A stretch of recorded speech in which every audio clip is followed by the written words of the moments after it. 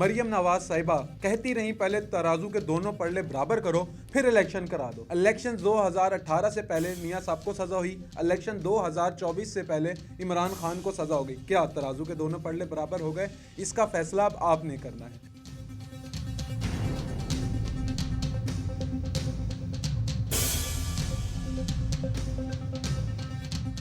अस्सलाम वालेकुम नाज़रीन, मैं हूं जवाद ज़ैदी और आप देख रहे हैं अब बोलना होगा। मरियम नवाज साहिबा कहती रहीं पहले तराजू के दोनों पड़ले बराबर करो फिर इलेक्शन करा दो। बहुत से लोगों को लग रहा है कि कल जो साइफर का फैसला आया है उससे तराजू के दोनों पड़ले बराबर हो गए, लेकिन नहीं, इधर ठहरिए। हम आपको बताते हैं कि तराजू के उस वक्त पड़लों में कितना वजन था और इस वक्त पड़लों में कितना वजन है। आए, इलेक्शन 2018 से पहले मियां साहब को सजा हुई, इलेक्शन 2024 से पहले इमरान खान को सजा हो गई। क्या तराजू के दोनों पड़ले बराबर हो गए? इसका फैसला अब आपने करना है। नवाज शरीफ को सजा हुई करप्शन के पैसों से फ्लैट लेने पर, इमरान खान को सजा हुई है साइफर अमेरिका की तरफ से भेजे गए साइफर को गायब करने पर। नवाज शरीफ का केस चला 10 महीने, इमरान खान का केस चला 45 दिन। नवाज शरीफ को 342 के बयान के बाद 10 दिन जीरा का मौका मिला। इमरान खान की 342 का बयान सुबह रिकॉर्ड होता है और शाम को ही फैसला सुना दिया जाता है। नवाज शरीफ को जब सजा हुई तो जब फैसला हुआ, नवाज शरीफ के साथ जब केस चला वो मुल्क में नहीं थे। नवाज शरीफ के खिलाफ जब फैसला आया जब भी वो मुल्क में नहीं थे। इमरान खान के जब सजा हुई वो मुल्क में मौजूद थे, जेल में थे। जब फैसला आया वो उस वक्त भी जेल में थे। तो अब आप यहाँ से फैसला करें, क्या इमरान खान और नवाज शरीफ बराबर पड़ले पे खड़े हैं जिसका मुतालबा मरियम नवाज कर रही थी? नहीं, अभी मजीद ठहरिए। बात करते हैं 1970 से लेके 2024 के इलेक्शंस की। 1970 के आम इंतखाबात को पाकिस्तान की तारीख के सबसे शफाफ इंतखाबात में शुमार किया जाता है। उसके बाद कहीं ना कहीं हर बंदे ने गिला दिया कि आने वाले इंतखाबात ना शफाफ हैं, ना इनकी शफाफियत पर इत्माद किया जा सकता है।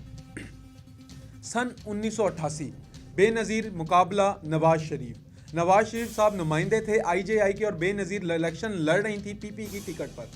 बेनज़ीर मुकाबला नवाज शरीफ। जैसे आज इमरान खान यहूदी एजेंट है, उस वक्त बेनज़ीर यहूदी एजेंट थी। लेवल प्लेइंग फील्ड आज इमरान खान मांग रहा है, उस वक्त मोहतरमा मांग रही थी। अगर हम दोनों का ही मवाजना करें तो इलेक्शन से चंद दिन पहले, चंद हफ्तों पहले एक बयान आ गया 1988 के वोटर के पास उसका शनाख्ती कार्ड होना ज़रूरी है।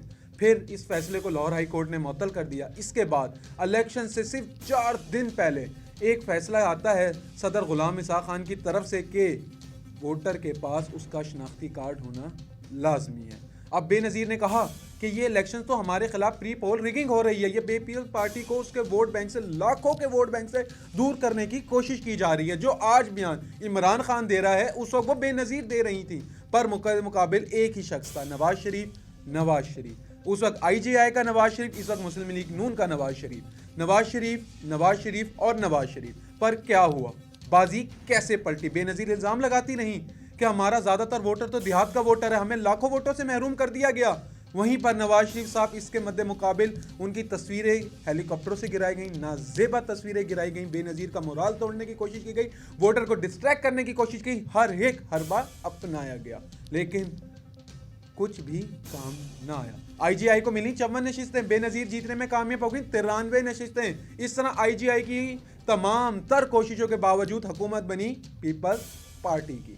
अब बात करते हैं दोबारा 2024 के इलेक्शंस की। Imran Khan level playing field, उस वक्त Benazir level playing field. Imran Khan यहूदी एजेंट, उस वक्त बेनज़ीर यहूदी एजेंट। और मियां साहब का जो वोटर है, जो सपोर्टर है, वो एक अजीब ही सपोर्टर है, एक अजीब ही वोटर है। चाहे मियां साहब स्टैब्लिशमेंट से लड़ जाएं, अदलिया से अड़ जाएं, कहीं भी खड़े हो, मियां साहब फिर भी इलेक्शंस में आते हैं और जीत जाते हैं। लेकिन ठहरिए, इसमें भी इस दफ़ा कुछ और हो गया है। इस दफ़ा फिर मुकाबला उस वोटर से है, उस सपोर्टर से है या उस खलाई मखलूक से है जो पिछले वोटर से मुख्तलिफ है। ना उसकी तरह सोचती है, ना उसकी तरह देखती है, ना उस तरह ख्याल रखती है, ना उस तरह लबों को सीती है। ये सवाल करती है, ये जवाब मांगती है, ये हर चीज़ का इजहार करती है। लेकिन इधर भी मियाँ साहब के पास एक मौका है बचने का, निकलने का और फिर से चौथी मरतबा वजीर आज़म बनने का।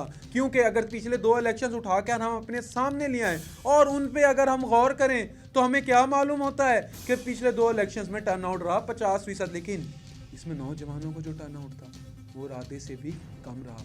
क्योंकि ये अब नौजवान बेडरूम से उठ के पोलिंग बूथ तक जाने में बड़ी ही आलसी महसूस करते हैं और इस तरह आखिरी उम्मीद भी टूटती भी नजर आ रही है अगर नौजवान वोटर ना निकला। लेकिन एक और खतरा अभी तक सर पे मंडला रहा है, अगर ये वोटर बाहर आ गया तो टर्न आउट में कितना फर्क होगा, जमीन आसमान का फर्क आ जाएगा। और 2/3 अक्सरियत, अगर इसके साथ 35 से 40 साल के नौजवान भी इसमें शामिल होगा इस वोटर में, तो 2/3 अक्सरियत सामने खड़ी है। साइफर केस का फैसला, बामुकाबला नवाज शरीफ की करप्शन से खरीदे गए एमन फील्ड्स के फ्लैट्स का फैसला अब आपने करना है। उनको 10 महीने केस चला, इसका केस चला 45 दिन। वो केस में 10 दिन की जिरा का मौका दिया 342 के बयान के बाद आज केस में फैसला दिया गया। गुज़िश्ता रोज सिर्फ सुबह 342 का बयान रिकॉर्ड होता है तो शाम को फैसला आ जाता है। उस वक्त उनको ख्वाजा हारिस जैसे नामवर वकील की खिदमात हासिल थी नवाज शरीफ को, इस वक्त इमरान खान को सरकारी वकील की खिदमात हासिल थी। मतलब प्रोसिक्यूटर भी वही और एग्जीक्यूटिव भी वही, हर जगह वही।